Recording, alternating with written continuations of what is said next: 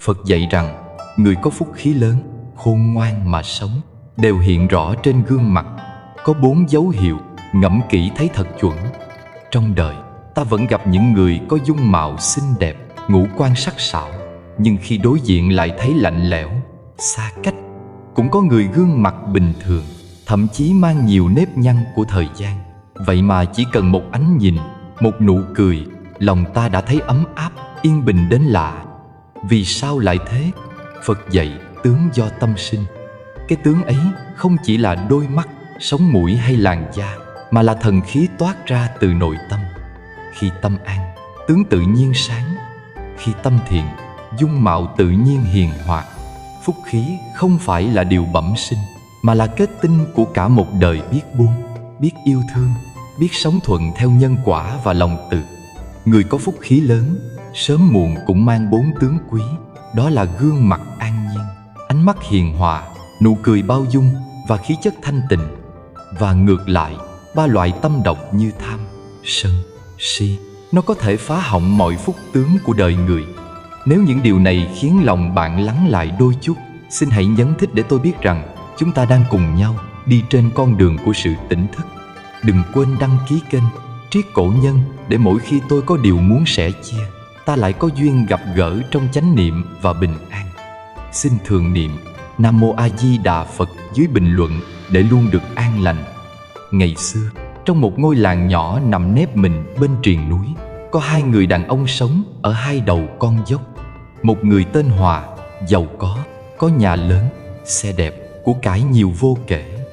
Mỗi sáng ông đều mặc áo quần sang trọng, bước ra sân với vẻ bận rộn, gương mặt lúc nào cũng căng thẳng, đôi mày chau lại như đang gánh trên vai cả thế giới. Người ta thường bảo rằng chỉ cần nhìn ông đi qua, tự nhiên trong lòng đã thấy nặng nề, thấy có gì đó lạnh lẽo, xa cách. Ông có tiền, có danh, nhưng chẳng mấy ai muốn ngồi trò chuyện cùng, bởi không khí quanh ông dường như đặc quánh những lo âu và mệt mỏi. Cách đó không xa, có một người đàn ông khác tên Tịnh. Ông làm nghề sửa xe đạp, sống giản dị trong căn nhà nhỏ, bữa ăn đạm bạc với chén cơm, chút rau, đôi khi thêm miếng dưa muối. Vậy mà lạ thay, ai đến tiệm ông cũng cảm thấy lòng nhẹ hơn.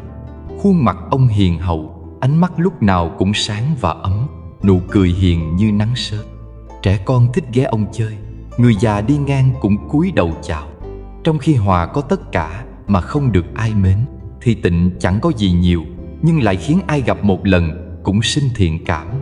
Một hôm, có người khách ghé quán sửa xe, tò mò hỏi ông Tịnh rằng sao ông luôn vui vẻ, sao mặt ông lúc nào cũng rạng rỡ như chẳng có phiền não. Ông chỉ cười mà nói: tôi không có gì để mất, cũng chẳng có gì để hơn ai. Sống ngay thẳng, biết đủ, thấy đời này như gió thoảng, vậy là an. Câu nói đơn giản ấy mà khiến người nghe phải trầm ngâm mãi.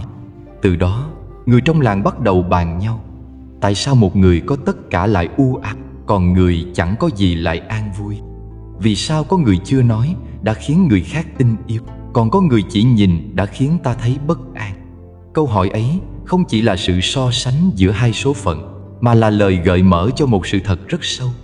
Gương mặt con người chính là tấm gương phản chiếu tâm hồn. Phật từng dạy rằng tướng do tâm sinh. Tâm như thế nào thì tướng như thế ấy. Khi trong tâm đầy oán hận, lo toan, sân si, thì khuôn mặt dù có trang điểm, có che giấu bằng vẻ ngoài hào nhoáng, vẫn toát ra khí sắc nặng nề. Ngược lại, khi tâm biết thương, biết nhường, biết đủ, tự nhiên ánh mắt sáng, nụ cười hiền, gương mặt ấy khiến ai nhìn cũng thấy an lòng. Không cần lời nói, không cần phô trương, chỉ một cái nhìn cũng đủ khiến người khác tin tưởng. Thật ra, khuôn mặt của mỗi người chính là một quyển kinh sống. Mỗi nếp nhăn là một câu chuyện đã qua, mỗi ánh nhìn là một dấu vết của tâm thức, mỗi nụ cười là một dấu hiệu của lòng từ. Có người đi qua tháng năm mà gương mặt càng ngày càng sáng, ánh mắt càng trong, nụ cười càng nhẹ, vì họ biết học cách buông bỏ, biết ơn đời, biết thương người.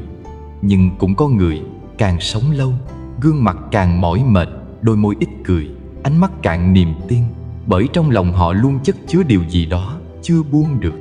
Người đời thường tìm cách chăm sóc làn da, làm đẹp dung nhan, nhưng lại ít ai chăm sóc tâm hồn. Có người soi gương để chỉnh tóc, nhưng hiếm ai soi gương để nhìn lại tâm mình. Phật dạy, nếu muốn tướng đẹp, trước hết phải sửa tâm. Tâm an thì diện mạo tự an, tâm thiện thì khí sắc tự sáng. Bởi vì mọi thứ bên ngoài chỉ là biểu hiện của bên trong. Khi lòng tham khởi lên, mắt sẽ đảo. Khi sân hận tràn ngập, mặt sẽ tối. Khi si mê chiếm giữ, ánh nhìn sẽ mờ. Nhưng khi tâm biết thương, biết hiểu, biết buông, tự nhiên khuôn mặt trở nên tươi tắn. Dù không son phấn, vẫn khiến người đối diện cảm thấy dễ chịu, tin cậy. Cái đẹp thật sự không nằm ở đường nét, mà nằm ở năng lượng tỏa ra từ tâm. Có những người dù chỉ đứng im giữa đám đông cũng khiến người khác cảm thấy bình yên. Bởi trong họ không có ý muốn hơn thua, không có tâm ganh ghét, không có nhu cầu chứng minh điều gì. Họ chỉ đơn giản hiện diện, nhẹ nhàng, như cơn gió mát lướt qua giữa trưa hè. Đó là những người có phúc khí lớn, vì phúc không ở tài sản, danh vọng hay vẻ ngoài, mà ở sự thanh tịnh trong lòng. Người có phúc thật sự không cần phải tỏ ra mình phúc. Giống như hoa sen, chẳng cần khoe hương, mà ai đi ngang cũng cảm được mùi thơm. Khi tâm an, tự nhiên mọi biểu hiện đều an. Khi tâm sáng, mọi đường nét trên gương mặt đều sáng. Khi tâm hiền, tự nhiên người khác muốn đến gần, muốn lắng nghe. Có lẽ vì thế mà người xưa nói, phúc khí không thể giả, và tướng lành không thể mua. Bởi chúng không đến từ bên ngoài, mà được gieo từ bên trong, vun bồi qua từng niệm thiện, từng việc lành, từng lần biết buông bỏ. Mỗi khi ta khởi tâm thương, gương mặt ta đã thêm một chút sáng. Mỗi lần biết nhẫn, ánh mắt ta thêm một chút hiền. Mỗi khi biết ơn, môi ta thêm một chút cười. Hôm nay, trong buổi giảng pháp này, chúng ta sẽ cùng nhau lắng nghe lời Phật dạy về người có đại phúc khí, để thấy rằng trên gương mặt của người sống khôn ngoan, thiện lành luôn có 4 điểm đặc biệt. Đó không phải là những đường nét do tạo hóa ban cho, mà là kết quả của một tâm hồn trong sáng, một trái tim hiểu biết, một đời sống biết yêu thương và biết dừng lại đúng lúc. Chúng ta sẽ cùng đi sâu vào từng điểm để hiểu vì sao phúc khí không nằm ở sự giàu sang, mà nằm ở cách ta đối diện với đời. Bởi có những thứ không thể mua, không thể học qua lời, mà chỉ có thể cảm và sống. Phúc thật sự là năng lượng toát ra từ người biết sống thiện, biết nghĩ thiện và biết gieo thiện trong từng hơi thở. Và khi hiểu được điều đó, ta sẽ nhận ra rằng không cần tìm phúc ở đâu xa.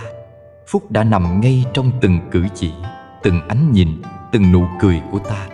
Chỉ cần tâm ta thiện, lòng ta an, thì dù gương mặt có nhiều nếp nhăn, vẫn là gương mặt của người phúc khí lớn.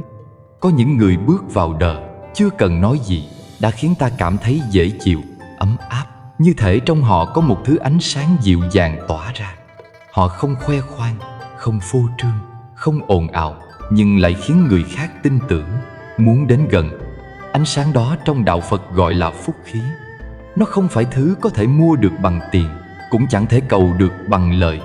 Phúc khí là hương thơm của tâm thiện, là kết tinh của lòng từ, trí tuệ và hạnh sống đúng đắn. Phúc khí không nằm ở nhà cao cửa rộng hay áo quần sang trọng. Có người giàu mà phúc ít, cũng có người nghèo mà phúc dậy. Bởi phúc là năng lượng toát ra từ trong tâm, không thể thấy bằng mắt, nhưng ai có lòng tĩnh lặng đều cảm nhận được. Phật dạy rằng mọi phúc lành trong đời đều do nhân lành mà có. Tâm thiện là gốc của phúc, hành thiện là cành, lời thiện là hoa, còn phúc khí là hương. Khi một người giữ tâm trong sáng, sống ngay thẳng, biết thương người, biết buông bỏ, thì tự nhiên phúc khí của họ lan tỏa như làn hương vô hình, khiến ai đến gần cũng được an lạc. Ngày nay, nhiều người hiểu lầm rằng phúc là thứ có thể cầu mà đến. Họ đến chùa khấn vái, mong được bình an, mong có tài lộc, mong con cái thành đạt, mà không biết rằng nếu không gieo nhân thiện thì chẳng có quả lành nào nảy nở.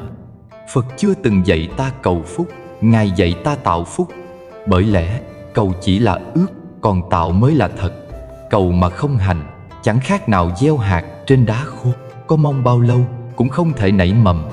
Còn người sống đúng pháp, dù không cầu xin, phúc vẫn đến tự nhiên, như cây xanh gặp mưa, như hoa nở khi đến mùa. Phúc là quả của tâm. Mỗi khi ta khởi một niệm thiện, ta đã gieo một hạt giống phúc. Mỗi khi ta giúp người khác an vui, lòng ta cũng được thêm một phần sáng. Ngược lại, mỗi khi ta làm tổn thương ai đó, dù là bằng lời nói hay ý nghĩ, ta cũng đang bào mòn phúc của chính mình. Vì thế, người trí không bao giờ khinh thường những việc thiện nhỏ, cũng không dám xem nhẹ những điều ác nhỏ. Bởi phúc và họa đều bắt đầu từ những điều tưởng chừng rất nhỏ bé. Một ánh mắt cảm thông, một lời nói hiền lành, một hành động bao dung, tất cả đều là hạt phúc gieo xuống mảnh đất của tâm. Người có phúc khí lớn thường là người sống chậm, nói nhẹ, nhìn đời bằng đôi mắt hiền. Họ không vội vàng tranh giành, không hơn thua, không thốt ra lời cay nghiệt. Bởi họ hiểu rằng mỗi lần ta khởi tâm sân, phúc bị đốt cháy. Mỗi lần ta tham, phúc bị hao tổn. Mỗi lần ta chấp, phúc bị ngăn lại. Chỉ có người biết buông, biết nhận, biết cười trước những điều nhỏ nhặt mới giữ được phúc lâu dài. Phật dạy, phúc khí là kết tinh của ba thứ: tâm từ, hạnh thiện và trí tuệ. Tâm từ là lòng thương rộng lớn không phân biệt, thấy ai khổ cũng động lòng, thấy ai vui cũng mừng. Hạnh thiện là những việc làm thiện lành, dù nhỏ vẫn làm, không vì cầu báo mà làm. Còn trí tuệ là sự sáng suốt nhận ra nguyên nhân của mọi khổ vui, biết đâu là đúng sai, đâu là điều cần dừng, điều cần tiến. Khi ba yếu tố ấy hội tụ, con người trở nên an nhiên, tướng mạo tự nhiên sáng, khí chất tự nhiên hiền, phúc khí tự nhiên dày. Hãy nhìn một đóa sen, nó mọc lên từ bùn, nơi tưởng như ô uế mà vẫn giữ được hương trong sắc dịu. Không ai dạy hoa sen làm thế nào để thơ, bởi bản chất của nó vốn đã là tinh khiết. Người có phúc khí cũng vậy. Họ có thể sống giữa đời nhiều nhiễm ô, nhưng tâm không bị vẩn đục. Họ gặp khó khăn mà không than, bị hiểu lầm mà vẫn mỉm cười, bị mất mát mà không oán trách. Chính nhờ tâm an ấy mà tướng họ tự nhiên an, phúc khí của họ càng ngày càng lớn. Phúc không bao giờ tự nhiên mà có. Mọi phúc lành đều có nhân. Khi ta biết cúng dường, biết chia sẻ, biết làm điều lợi ích cho người, đó là ta đang gieo nhân phúc. Khi ta giữ giới, sống ngay thẳng, đó là ta đang vun bồi gốc phúc. Khi ta quán chiếu vô thường, không chấp vào được và mất, hơn và thua, đó là ta đang giữ cho phúc khỏi hao mòn. Một người có phúc không cần chứng minh, vì phúc tự hiện trong ánh mắt, trong giọng nói, trong nụ cười. Họ đi đến đâu, ở đó không khí cũng nhẹ hơn, lòng người cũng lắng lại. Trong đời, có người thấy mình nghèo nên than rằng không có phúc. Nhưng thực ra, phúc không nằm ở của cải, mà nằm ở thái độ với đời. Một người biết ơn đã có cơm ăn, nước uống, dù nghèo vẫn hạnh phúc. Một người đủ đầy mà luôn oán trách, dù giàu vẫn khổ đau.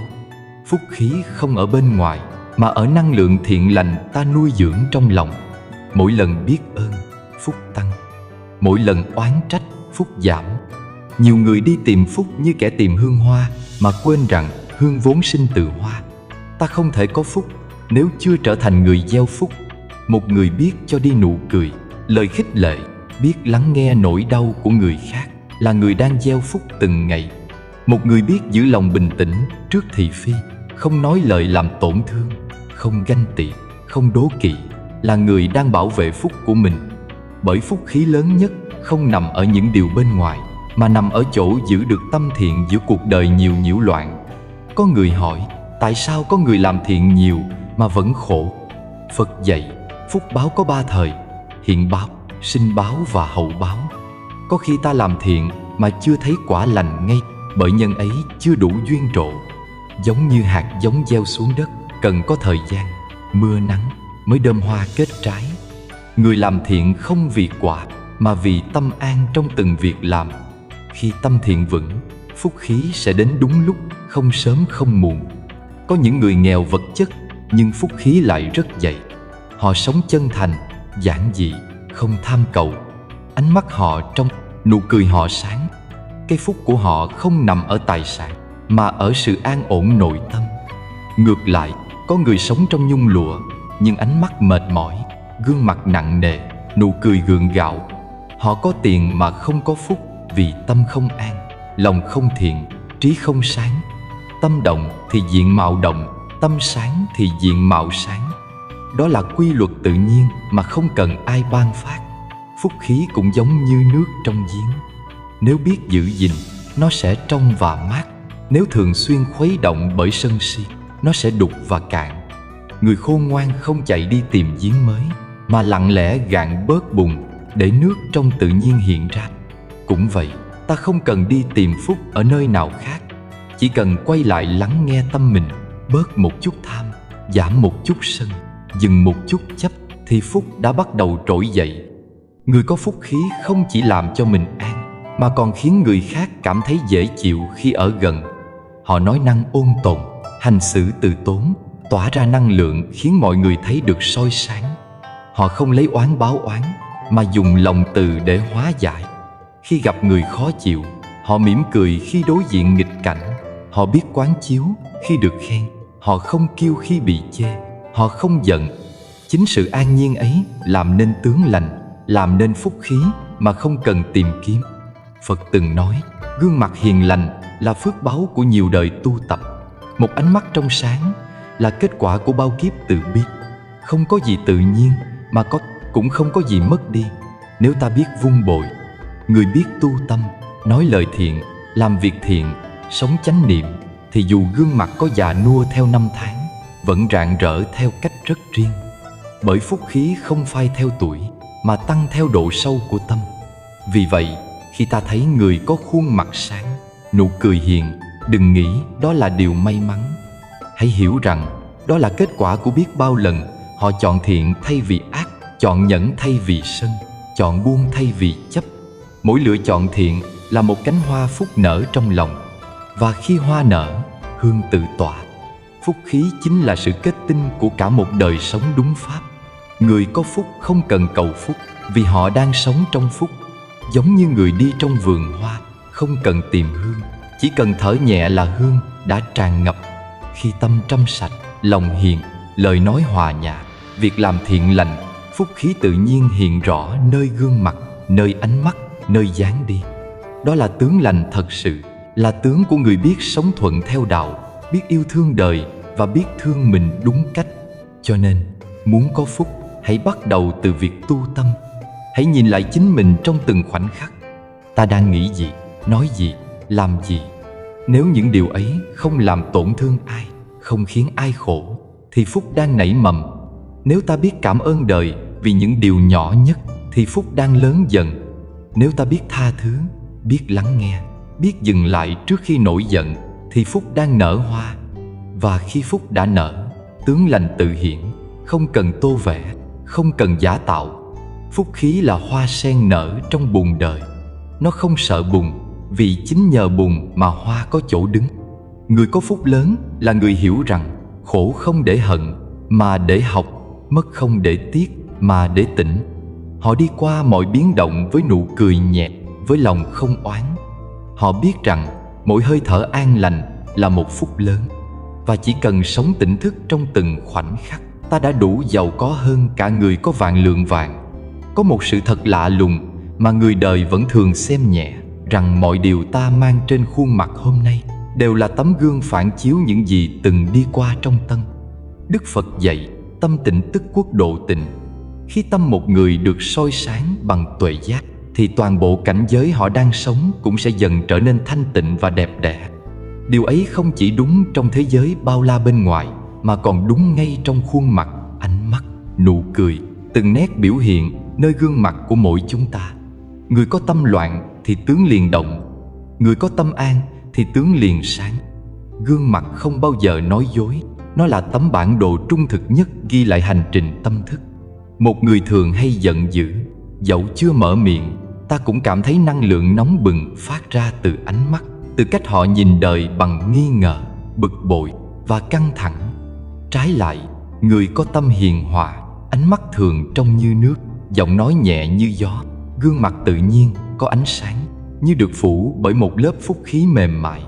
Họ không cần trang điểm, cũng chẳng cần cố tỏ ra vui vẻ, bởi niềm vui của họ không phải do môi cười mà do tâm cười. Khi nói tâm sinh tướng, đó không phải là lời dạy mang tính ẩn dụ hay tượng trưng, mà là sự thật vận hành rất tự nhiên trong vũ trụ. Tâm chính là gốc còn tướng là quả. Tâm giống như hạt giống, còn tướng là hoa nở. Hạt giống thiện sẽ trổ hoa lành, hạt giống bất thiện sẽ trổ hoa xấu.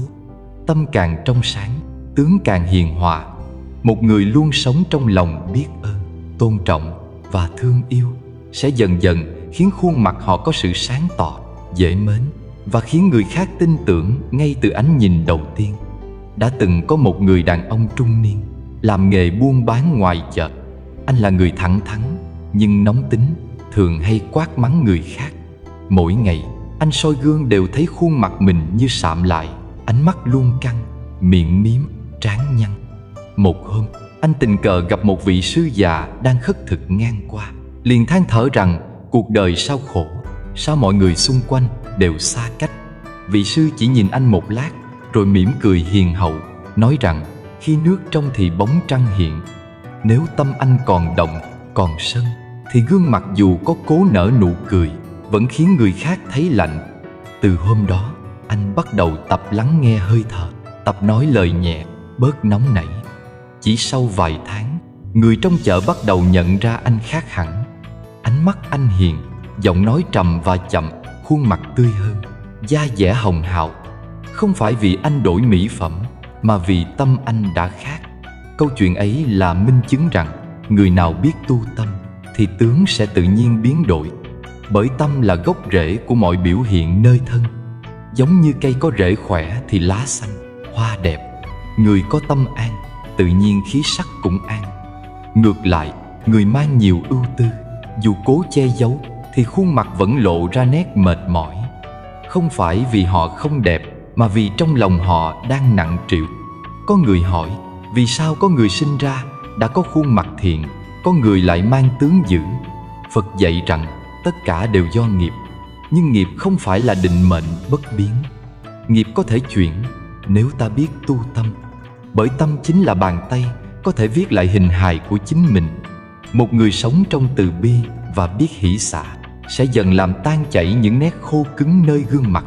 Nụ cười sẽ trở nên nhẹ hơn, ánh mắt ấm hơn, ngay cả cách họ nhìn người khác cũng trở nên bao dung hơn.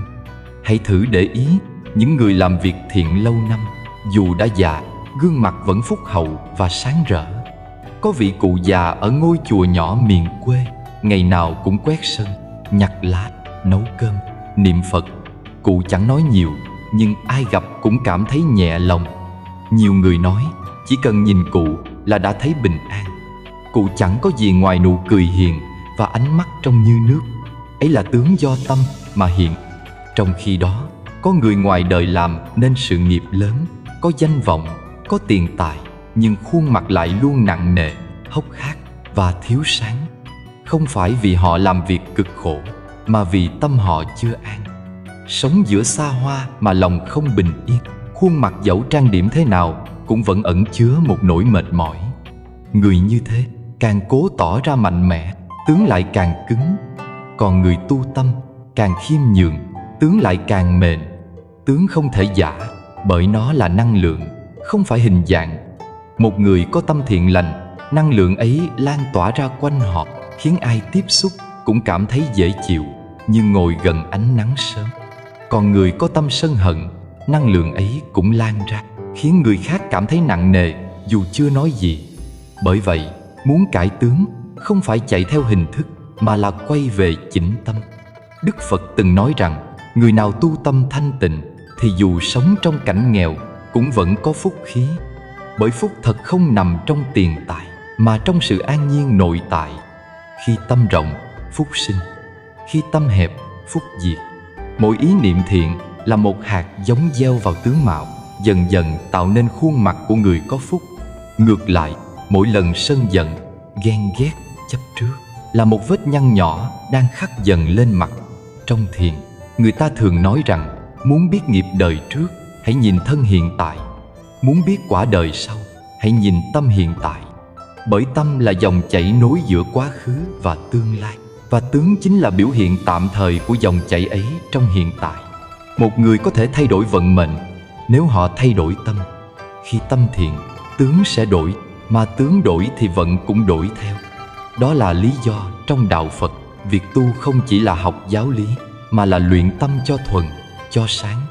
Nhìn lại cuộc sống, ta thấy rõ rằng tướng theo tâm như bóng theo hình. Khi lòng đầy yêu thương, ta dễ mỉm cười. Khi lòng đầy oán hận, ta khó cười thật lòng. Khi trong tâm có chánh niệm, ta đi, đứng, nằm, ngồi đều nhẹ nhàng, gương mặt tự nhiên hiền hậu. Khi trong tâm loạn động, ta làm gì cũng gấp gáp, ánh mắt thất thần. Chỉ cần nhìn một người trong vài phút, ta có thể cảm nhận phần nào tâm họ đang ở đâu. Vậy nên, thay vì tìm cách thay đổi diện mạo bên ngoài, hãy bắt đầu bằng việc lắng nghe và chăm sóc nội tâm. Mỗi lần ta biết buông một điều nhỏ, tha thứ một người cũ, mỉm cười với một nỗi đau, là mỗi lần tướng ta sáng thêm một chút. Mỗi lần ta sân, ta nói lời cay nghiệt, là mỗi lần tướng ta tối đi một phần.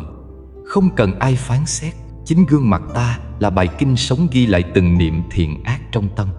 Cuối cùng, khi hiểu sâu lời Phật dạy tâm tịnh tức quốc độ tịnh, ta sẽ biết rằng muốn thấy thế giới an vui, trước hết phải khiến tâm mình an vui. Khi tâm sáng, ta sẽ nhìn mọi thứ đều sáng. Khi tâm an, thế giới quanh ta cũng hóa yên lành. Và như thế, gương mặt ta, dù không son phấn, cũng tự nhiên rạng rỡ, bởi nó phản chiếu ánh sáng từ nội tâm. Người đời vẫn chạy đi tìm phúc khí ở bên ngoài, nhưng thật ra phúc ấy đang nằm ngay trên khuôn mặt mình, trong từng ánh nhìn, từng hơi thở. Tâm là gốc, tướng là quả. Hễ tâm hiền, tướng lành. Hễ tâm sáng, tướng sáng. Và đó chính là bí mật lớn nhất của đời người mà Đức Phật đã khai mở cho chúng sinh từ hơn 2.000 năm trước. Sau đây, tôi xin mời quý Phật tử cùng nghe 4 điểm hiện trên khuôn mặt của người có phúc khí lớn, sống không. Điểm thứ nhất là ánh mắt từ bi và chân thật. Trong vũ trụ bao la này, không có điều gì tinh tế bằng ánh mắt, bởi mắt là nơi duy nhất không thể che giấu được tâm. Một người có thể nở nụ cười giả tạo, có thể nói những lời ngọt ngào, nhưng chỉ cần nhìn sâu vào ánh mắt họ, ta sẽ biết họ đang thật sự nghĩ gì. Đức Phật từng dạy, tâm ở đâu, ánh nhìn ở đó. Mắt chính là chiếc gương phản chiếu trung thực nhất của linh hồn. Người có phúc khí, ánh mắt thường hiền hòa, sáng trong và không vướng bụi trần. Trong ánh mắt ấy không có oán hận, không có mưu tính, không có sự dối trá. Ánh mắt ấy như mặt hồ tĩnh lặng, phản chiếu mọi vật mà không giữ lấy điều gì. Khi tâm trong, mắt tự sáng. Khi lòng thiện, nhìn đâu cũng thấy điều thiện. Còn khi tâm đục, mắt sẽ mờ. Khi lòng chứa sân si, ánh nhìn liền hóa sắc bén, gắt gao, khiến người khác cảm thấy nặng nề. Bởi vậy, chỉ cần nhìn ánh mắt của một người, ta có thể biết phần nào tâm tánh và phúc khí của họ. Người có đôi mắt hiền là người có nội tâm sâu và biết cảm thông. Họ không nhìn người khác bằng sự xét đoán, mà bằng lòng bao dung. Khi thấy ai lầm lỗi, họ không vội chê bai, mà thầm nghĩ ai trong đời cũng có lúc chưa đủ sáng để thấy đường. Bởi thế, ánh mắt họ luôn mềm, luôn dịu, và luôn khiến người khác cảm thấy được thấu hiểu. Người có ánh nhìn từ bi không nói nhiều, nhưng chỉ một ánh mắt thôi cũng đủ khiến kẻ đang khổ thấy lòng được an ủi. Có người từng nói, trong ánh nhìn của một người hiền, ta thấy được Phật. Có một câu chuyện kể rằng, thuở xưa ở vùng thôn quê nọ, có một vị sư già sống trong am nhỏ bên rừng.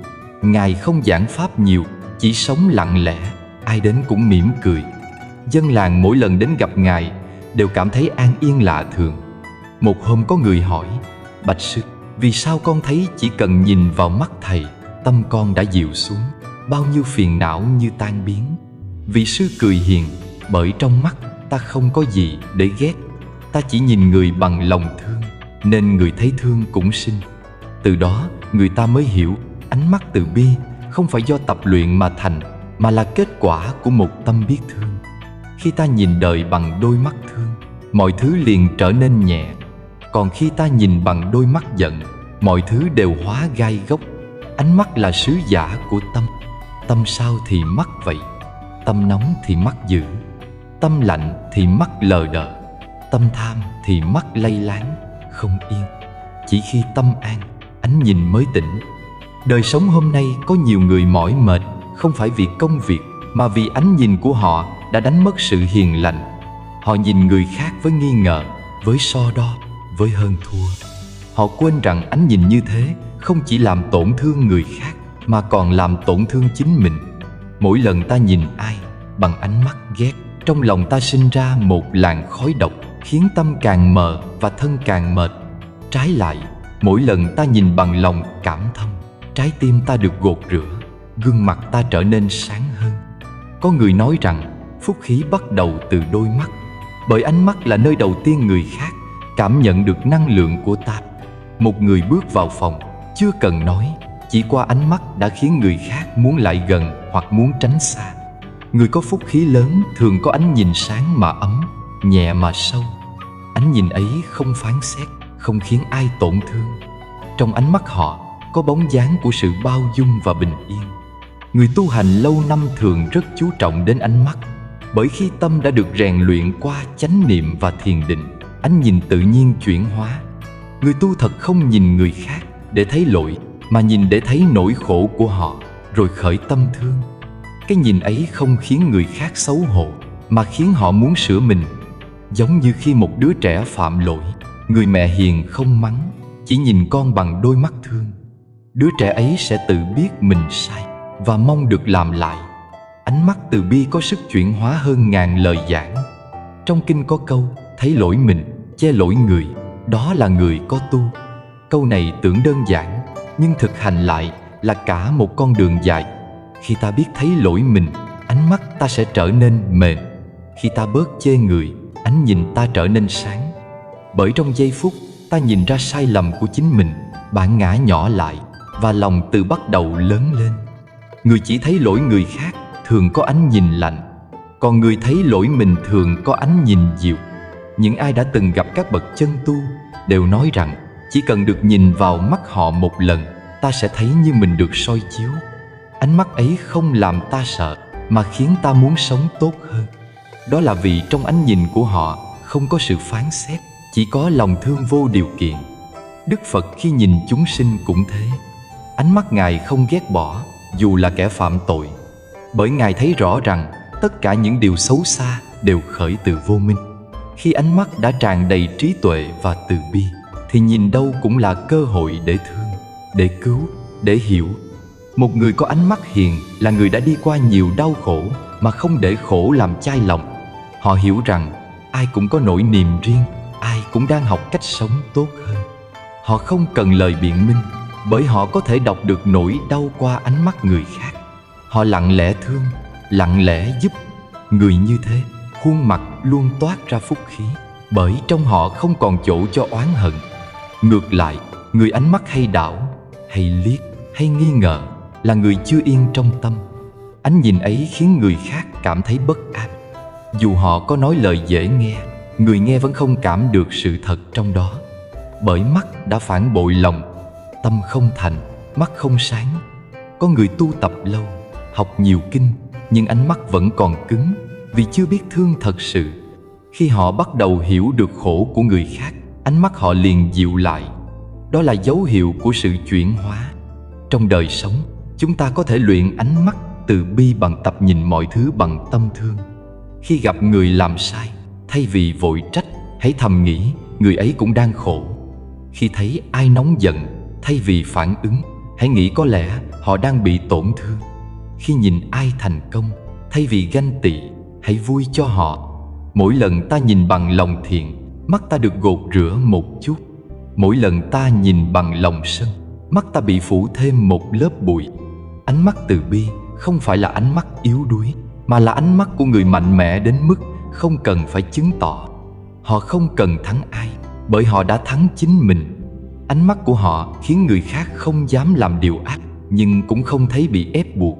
Nó vừa nghiêm, vừa hiền, giống như trời thu, trong mà sâu, lạnh mà dịu. Phúc khí lớn nhất của một người nằm ở chỗ họ biết nhìn người bằng lòng hiểu. Khi ta hiểu ai đó, ta không còn muốn trách họ nữa. Khi ta thương, ta không muốn làm tổn thương. Một ánh nhìn hiểu và thương có thể cứu được một tâm hồn.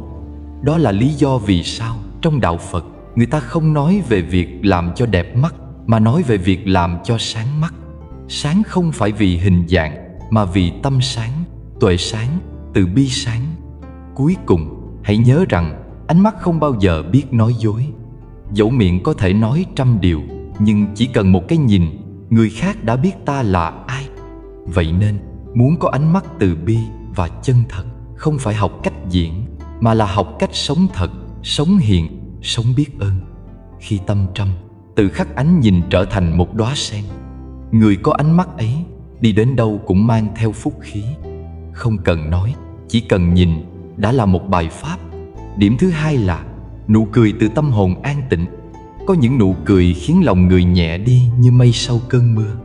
Có những nụ cười không cần lời nói, nhưng lại chứa đựng một biển rộng bao dung. Người có phúc khí lớn thường mang trong mình nụ cười ấy, là nụ cười được sinh ra từ tâm hồn an tĩnh, không do rèn luyện bằng hình thức, mà do lòng đã thôi giấy động giữa những cơn sóng đời. Nụ cười của người có phúc không giả tạo. Nó không phải là chiếc mặt nạ dùng để đối đãi với đời, cũng chẳng phải sự che giấu nỗi đau bằng vẻ ngoài gượng gạo.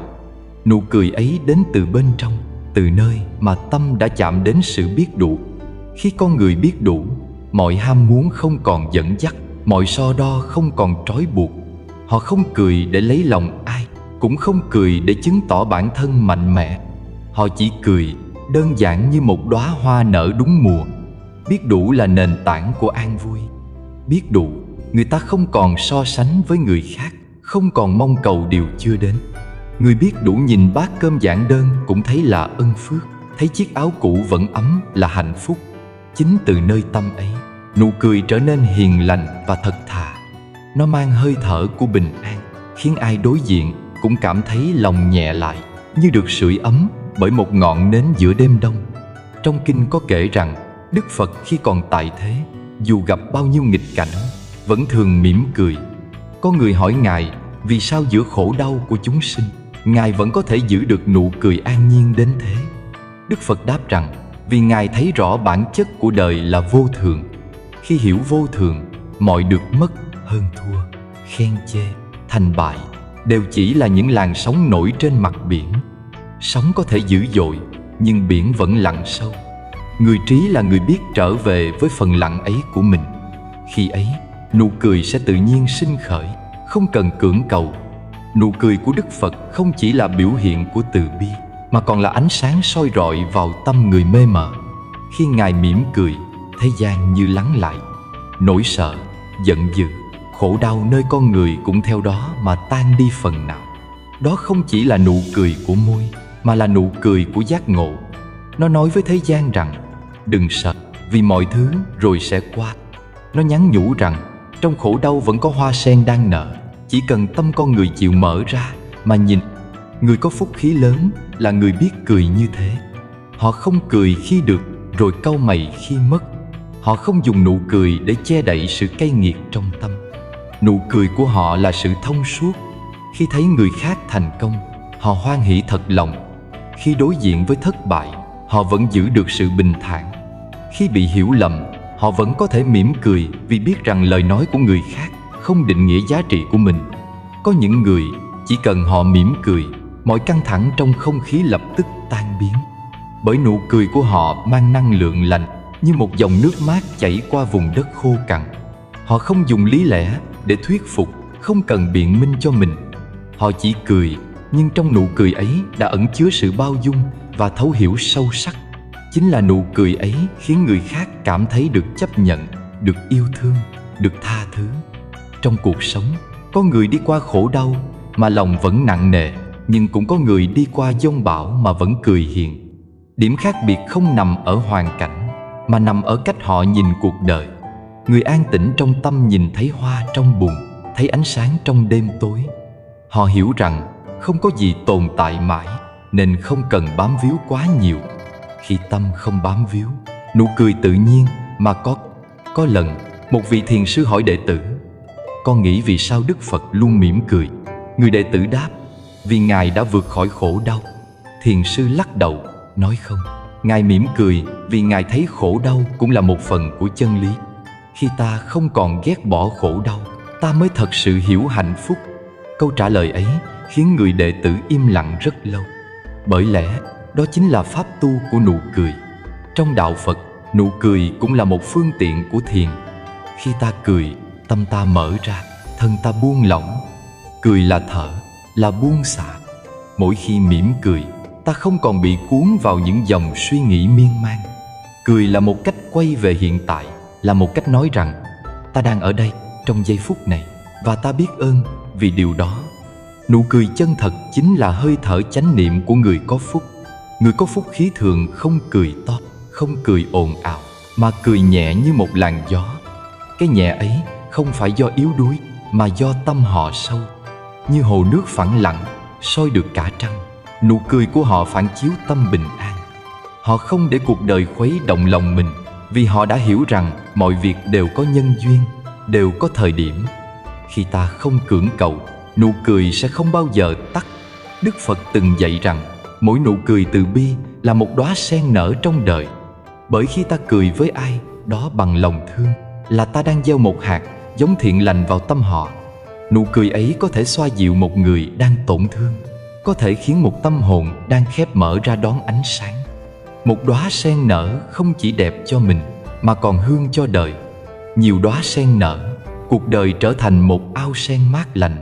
Có khi ta quên mất rằng mình cũng đang mang trong lòng khả năng nở ra vô số đóa sen ấy. Chỉ cần ta chịu buông bỏ bớt sân hận, bớt chấp niệm, bớt phán xét, nụ cười sẽ tự nhiên trở lại trên môi. Cười không phải vì mọi chuyện đều tốt đẹp, mà vì ta đã thấy được bản chất thật của đời. Khi hiểu vô thường, ta cười được giữa khổ đau. Khi thấy nhân quả, ta cười giữa mất mát. Khi biết buông, ta cười giữa cô đơn. Nụ cười như thế là nụ cười của người có phúc lớn. Nó không phải món quà bẩm sinh, mà là kết quả của sự tu tập, của quá trình nhìn lại chính mình, chuyển hóa từng hạt sân si thành ánh sáng hiểu biết. Nụ cười ấy là hoa nở từ lòng biết ơn, là tiếng chuông thức tỉnh giữa đời ồn ào. Ai giữ được nụ cười ấy, dù không giàu có, vẫn là người đủ đầy. Và nếu một ngày bạn cảm thấy cuộc đời này nặng nề quá, hãy thử dừng lại, thở sâu, rồi mỉm cười thật khẽ. Có thể bạn sẽ nhận ra mọi thứ không đáng sợ như bạn nghĩ. Nụ cười ấy chính là lời nhắc của Phật. Trong ta luôn có một đóa sen đang đợi nở. Điểm thứ ba là vầng trán sáng của người có trí. Giữa thế gian nhiều khuôn mặt, có những người không cần trang sức, không cần phấn son, nhưng khi nhìn vào, ta vẫn cảm nhận một thứ ánh sáng lạ lùng tỏa ra từ vầng trán của họ. Đó không phải thứ sáng của da thịt, mà là ánh sáng của trí tuệ và tâm trong sạch. Người có phúc khí lớn thường mang trên mình vầng trán sáng như thế, bởi họ sống chánh trực, ngay thẳng và giữ lòng mình không vẩn đục giữa dòng đời đầy cám dỗ. Trán sáng không chỉ là tướng mạo, mà là dấu hiệu của tâm hồn quang minh. Cái sáng ấy không thể vẽ lên bằng mỹ phẩm, cũng chẳng thể giả vờ bằng nụ cười. Nó được hun đúc từ bên trong, từ lối sống không lừa dối, không quanh co, không mưu toan lợi mình hại người. Người như thế đi đâu cũng khiến người khác yên lòng, bởi ánh sáng của họ lan ra, làm dịu bớt những tâm hồn đang bất an. Trong đạo Phật, trí tuệ là ngọn đèn soi sáng cho con đường giải thoát. Người có trí không nhất thiết phải học nhiều, nói giỏi hay có địa vị cao. Trí tuệ thật sự là khả năng thấy rõ bản chất của sự việc, biết đúng sai, biết dừng khi đủ, biết tiến khi cần, và đặc biệt là không bị che mờ bởi tham, sân, si. Khi tâm được soi chiếu bằng ánh sáng ấy, gương mặt tự nhiên trở nên tươi sáng. Cái sáng của trí tuệ làm dung nhan trở nên thanh tịnh, và vầng trán là nơi đầu tiên phản chiếu điều đó. Người có trí tuệ thường bình tĩnh trong mọi tình huống. Họ không dễ nổi giận, cũng không dễ sợ hãi. Đức Phật dạy rằng người trí không sợ hãi, vì họ sống trong chánh pháp. Khi sống đúng với đạo lý, khi không làm điều sai, không nói điều dối, không toan tính mưu mô, thì trong lòng tự nhiên không còn sợ hãi. Nỗi sợ vốn sinh ra từ sự che giấu. Khi không có gì phải giấu, người ta trở nên tự tin, thảnh thơi, và ánh sáng trong tâm cũng tự nhiên lan ra khuôn mặt. Có một câu chuyện trong kinh xưa kể rằng, ở thành Xá Vệ có một người buôn tên là Tu Bạt Đà La, sống giữa thời loạn, khi người người vì lợi mà lừa lọc nhau. Nhưng ông vẫn giữ lòng ngay thẳng, không gian dối trong từng giao dịch. Có kẻ chê ông là ngu vì không biết nắm cơ hội để làm giàu. Ông chỉ cười, nói rằng của cải mất đi có thể làm lại, nhưng lòng trong sạch một khi mất rồi thì chẳng gì chuộc nổi. Dù sống giữa chợ đời đầy bụi, ông vẫn giữ được tâm như giọt nước trong vỏ sen, không vấy bẩn. Người trong thành ai gặp ông cũng kính mến. Họ nói rằng mỗi khi ông bước vào, tự nhiên không gian trở nên sáng sủa. Không phải vì ông giàu sang, mà vì gương mặt ông toát ra sự bình an và quang minh. Vầng trán của ông sáng rỡ, đôi mắt hiền từ và nụ cười chân thật. Dù tuổi đã cao, nhưng dung nhan ông vẫn tươi tắn, không vì năm tháng mà phai. Người ta bảo đó là tướng của người có trí và có phúc, vì trong lòng ông chẳng có bóng tối của gian dối hay oán hận. Câu chuyện ấy dạy rằng vẻ sáng của người không nằm ở hình thể, mà ở tâm hồn trong sạch. Khi tâm không dối trá, không hại người, không tham cầu vô độ, thì thần sắc tự nhiên sáng ra. Người có phúc không cần tìm kiếm ánh sáng bên ngoài, bởi họ chính là nguồn sáng cho chính mình. Họ hiểu rằng tâm là gốc của tướng, và tướng là sự phản chiếu của tâm. Trong Kinh Pháp Cú, Đức Phật từng dạy người trí tự soi sáng mình như trăng thoát mây. Câu nói ấy như một bài học về nhân quả của sự sáng. Ánh sáng không cần phô trương, chỉ cần dừng lại và nhìn sâu vào tâm mình, ta sẽ thấy bao nhiêu mây mờ đang che phủ trí tuệ. Khi biết buông bỏ sân giận, lòng nhẹ lại. Khi dừng dối trá, tâm trong ra. Khi thôi so đo, tâm lặng xuống. Lúc ấy, vầng trán của ta cũng dần sáng lên, vì bên trong đã được khai mở bằng ánh sáng của trí. Người có trí không bao giờ dùng lời nói để khoe khoang. Họ nói ít, nghe nhiều, nhìn sâu. Họ quan sát đời không bằng ánh mắt phán xét, mà bằng cái nhìn hiểu và thương. Sự chánh trực của họ khiến ai ở gần cũng cảm thấy dễ chịu, bởi họ không khiến người khác phải phòng bị. Chính vì thế mà dung mạo họ trở nên hiền hòa, sáng sủa, như mặt hồ yên giữa rừng sâu. Trái lại, những ai sống giả dối, lòng đầy mưu tính, dù có gương mặt đẹp cũng dễ trở nên u ám. Bởi khi tâm bất an, thần sắc sẽ đổi khác. Người gian xảo, ánh mắt thường lấp lửng. Người sân hận, trán thường nhăn. Người lo sợ, mặt thường tối. Mọi cảm xúc đều in hằn lên tướng mạo. Bởi thế, Phật dạy rằng muốn tướng tốt phải sửa tâm trước. Vầng trán sáng là kết quả của một đời sống trung thực và trí tuệ. Có người từng hỏi một vị thiền sư, làm sao để có được dung nhan tươi sáng? Ngài chỉ mỉm cười và đáp, hãy sống thật với mình. Khi người ta thôi đóng vai, thôi giả dối, thôi mưu mô, thì ánh sáng thật của họ mới được lộ ra. Ánh sáng ấy không do học mà có, mà là do buông mà thành. Người có phúc khí lớn thường không sợ mất, không sợ thua, không sợ bị hiểu lầm, vì họ biết rằng điều quý nhất là tâm ngay. Họ giữ lòng như tấm gương, soi rõ mà không dính. Khi bị hãm hại, họ không oán. Khi bị lừa dối, họ không trả thù. Họ hiểu rằng người khác làm gì là nhân của họ, còn mình ứng xử thế nào là nhân của chính mình. Người sống bằng trí tuệ không để lòng mình nhuốm đen vì lỗi của ai khác. Chính nhờ vậy mà khuôn mặt họ luôn sáng. Ánh sáng ấy không chói lóa mà dịu dàng, bền bỉ, như ánh đèn dầu thấp trong đêm dài. Người có trí tỏa sáng không phải để người khác ngước nhìn, mà để soi đường cho những tâm hồn còn lạc lối. Họ sống như ngọn đuốc trong tay, soi mà không thiêu, ấm mà không nóng. Nếu ta nhìn lại, sẽ thấy trong đời có rất nhiều người bình thường, nhưng lại toát ra thần sắc phi thường. Họ không cần nói nhiều, nhưng ở gần họ, ta cảm thấy an. Họ không phô trương việc thiện, nhưng việc gì họ làm cũng đúng đạo. Họ không giận dữ, không khoe khoang, không tranh cãi. Chính sự an tịnh ấy khiến trán họ sáng, mắt họ hiền và tâm họ tỏa hương. Người có vầng trán sáng là người biết lắng nghe tiếng lòng mình. Họ không chạy theo đám đông, không uống công đạo lý để được lòng thiên hạ. Họ biết rằng chân lý không cần nhiều lời, chỉ cần sống đúng. Mỗi quyết định của họ được soi chiếu bằng trí tuệ và từ bi, nên dù ở trong cảnh khó, họ vẫn giữ được thần thái tự tại. Thế gian vốn nhiều hỗn độn, con người dễ bị cuốn vào cuộc mưu sinh mà quên mất mình đang sống ra sao. Nhưng người có trí lại khác, họ luôn nhớ rằng thân này là giả tạm, danh lợi chỉ là bóng mây. Họ chọn cách sống ngay thật, không để lòng mình bị nhuốm bụi. Khi tâm trầm, tướng sáng. Khi lòng tịnh, mặt vui. Đó là quy luật tự nhiên mà không cần tô điểm. Có những người từng sa vào khổ đau, mất hết của cải, địa vị, nhưng dung nhan vẫn sáng, vì trí tuệ trong họ không tắt. Cũng có người giàu sang, nhưng mặt luôn u tối, vì sống trong sợ hãi, lo bị phơi bày những điều dối trá. Ánh sáng hay bóng tối của khuôn mặt thật ra chỉ là phản chiếu trung thực của tâm. Nếu muốn vầng trán mình sáng, hãy tập sống ngay thẳng.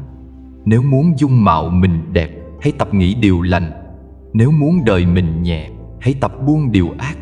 Sự sáng của người không đến từ bên ngoài, mà từ trong tâm thức.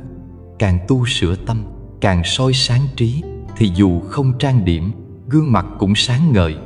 Một ngày nào đó, khi nhìn vào gương, ta có thể thấy không chỉ hình hài mình, mà còn thấy được ánh sáng trí tuệ đang dần lan ra, từ vầng trán, từ ánh mắt, từ nụ cười. Đó là lúc tâm ta đã chạm vào sự chân thật, và cũng là khi ánh sáng của Phật trong ta bắt đầu hiển hiện giữa đời. Điểm thứ tư là khuôn mặt hiền hòa, biết nhẫn nhịn, biết lắng nghe. Có những người chỉ cần nhìn khuôn mặt họ thôi, ta đã thấy lòng mình dịu xuống. Không phải vì họ đẹp theo cách của người đời, mà vì gương mặt họ hiền hòa, an tĩnh, như một mặt hồ không gợn sóng. Trong ánh mắt họ có sự lắng nghe, trong nụ cười họ có sự bao dung, và trong từng cử chỉ ta cảm nhận được năng lượng của một tâm hồn đã đi qua nhiều giông bão, nhưng vẫn giữ được sự mềm mại của lòng từ. Đó là khuôn mặt của người có phúc khí lớn, người biết nhẫn, biết lắng nghe, biết mỉm cười giữa những điều trái ý. Gương mặt an tĩnh không phải là món quà mà đời ban tặng, mà là kết quả của một tâm hồn đã được tôi luyện qua hiểu biết và trải nghiệm. Khi người ta biết lắng nghe, không vội phán xét, không cố hơn thua, thì những nếp nhăn trên trán cũng dần được vuốt phẳng. Tâm càng mềm, tướng càng sáng. Tâm càng biết nhẫn, diện mạo càng hiền. Người phúc khí lớn thường là người ít lời. Họ không cần nói nhiều, vì trong sự im lặng của họ đã có trí tuệ. Họ hiểu rằng lời nói không khéo có thể làm tổn thương, còn im lặng đúng lúc lại có thể cứu rỗi một tâm hồn. Lời dạy cổ nhân nói rằng tâm an thì diện tướng bình, diện bình thì phúc tự sinh. Câu ấy là chân lý sâu xa của nhân quả giữa tâm và tướng. Khi lòng người còn sôi, khuôn mặt sẽ cứng. Khi tâm người còn sân, ánh mắt sẽ nặng. Khi tâm người còn ganh, nét mặt sẽ khô. Nhưng khi lòng lắng lại, hơi thở chậm lại, ánh nhìn trở nên dịu dàng, thì tự nhiên khuôn mặt ấy trở thành một đóa sen nở giữa đời. Người có thể lắng nghe đời mà không vội phản ứng là người đã đi được nửa con đường đến trí tuệ. Trong kinh Phật có kể rằng, một lần có kẻ đến mắng chửi Đức Thế Tôn bằng những lời rất cay độc. Ngài vẫn ngồi yên, mặt không đổi sắc. Khi người ấy dừng lại, Đức Phật chỉ hỏi nhẹ rằng, nếu ông tặng ai đó một món quà mà người kia không nhận, món quà ấy sẽ thuộc về ai? Kẻ kia ngẩn ngơ không đáp được. Ngài nói, cũng như thế, lời chửi rủa của ông ta không nhận, vậy chúng vẫn thuộc về ông. Rồi Ngài mỉm cười. Cái mỉm cười ấy không phải là sự thắng cuộc, mà là biểu hiện của một tâm biết nhẫn, biết lắng nghe và biết chuyển hóa. Đó chính là khuôn mặt của bậc có phúc. Người đời thường lầm tưởng rằng nhẫn là yếu đuối, là chịu đựng. Nhưng thật ra nhẫn là trí tuệ. Người không nhẫn được là người chưa thấy sâu, chưa hiểu rõ bản chất của vô thường.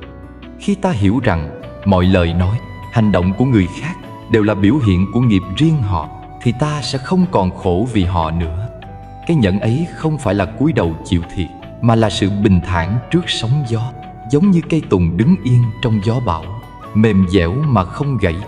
Có người từng nói, người càng nhẫn thì khuôn mặt càng hiền. Bởi khi ta bớt phản ứng, ta bớt tạo nghiệp. Khi không nói lời tổn thương, ta không gieo hạt khổ cho chính mình. Dần dần, trong từng cử chỉ, ánh mắt, nụ cười, năng lượng của sự bình an lan ra. Gương mặt ấy khiến người khác cảm thấy dễ chịu, muốn đến gần, muốn tin tưởng. Đó là sức mạnh vô hình của phúc khí.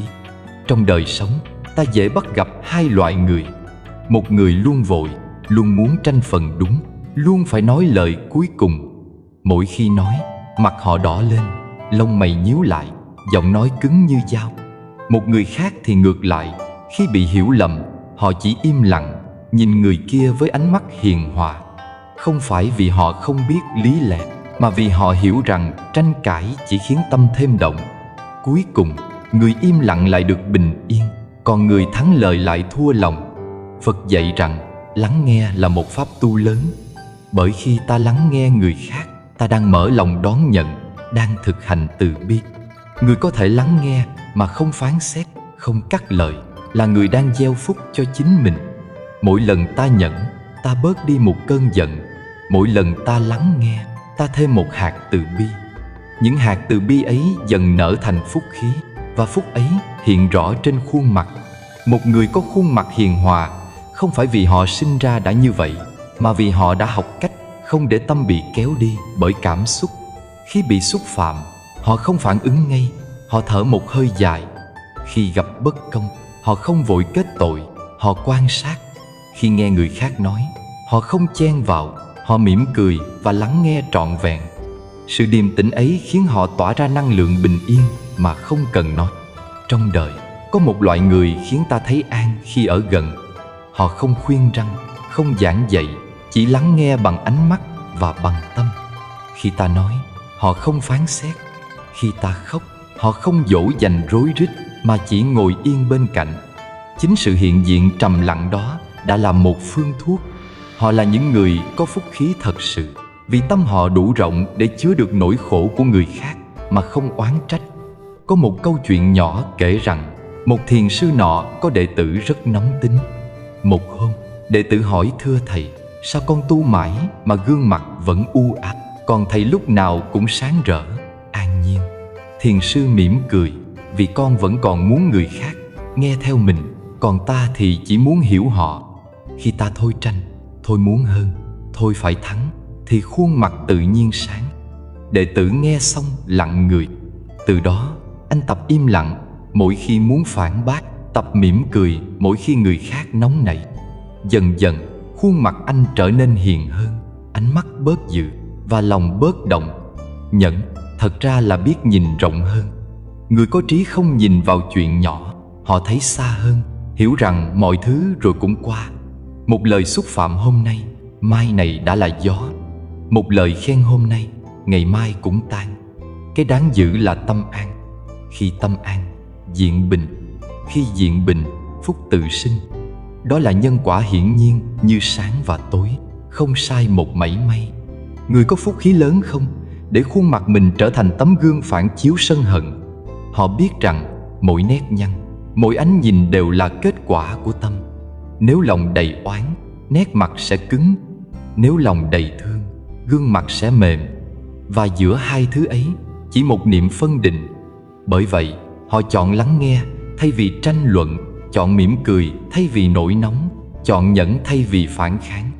Đời người, ai cũng sẽ gặp lúc bị hiểu lầm, bị xúc phạm, bị tổn thương. Nhưng điều khác nhau là cách ta đáp lại. Người thường đáp bằng lời, người trí đáp bằng im lặng. Im lặng không phải vì thua, mà vì hiểu rằng sự yên của tâm quý hơn mọi thắng bại. Kẻ chiến thắng thiên hạ mà thua chính mình thì cũng là thất bại. Người có gương mặt hiền hòa, biết lắng nghe, chính là người đã hiểu đạo giữa đời. Họ không cần nói đạo lý, vì gương mặt họ đã là bài học. Sự điềm đạm của họ khiến người khác muốn sống tốt hơn, nói nhẹ hơn, yêu thương hơn. Họ bước vào đời như cơn gió mát, không ồn ào, nhưng khiến ai gặp cũng thấy dễ chịu. Nếu ta muốn có gương mặt như thế, đừng tìm đến gương, mà hãy tìm đến chính tâm mình.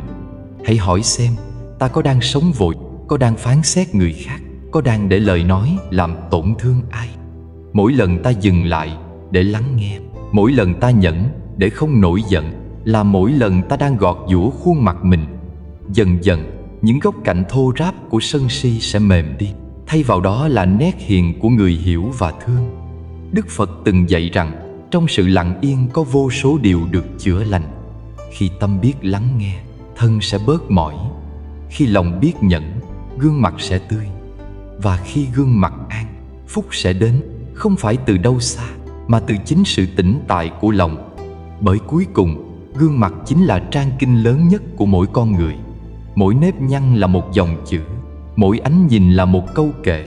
Nếu sống biết nhẫn, biết lắng nghe, biết từ bi, thì trang kinh ấy sẽ sáng rực giữa đời, khiến người khác đọc lên mà thấy bình an.